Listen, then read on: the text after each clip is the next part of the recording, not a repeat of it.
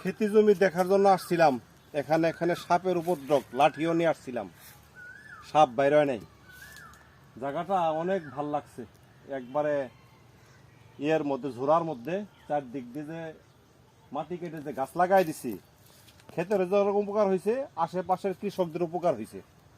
তারা কাজ কাম করে যখন ক্লান্ত হয় তখন এখানে এসে বিশ্রাম নিতে পারে, ই করতে পারে। ভাবছি মানুষের জন্য এখানে একটা কল গেড়ে দিব আর কি, যে তারা পানি খাইতে পারে।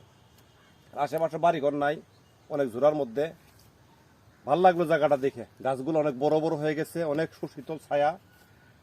এসে নিজের ক্ষেতের মধ্যে বেড়াইতে ভাল লাগলো। ধান খুব সুন্দর হয়েছে। আল্লাহ তুমি রহম করো সবার প্রতি।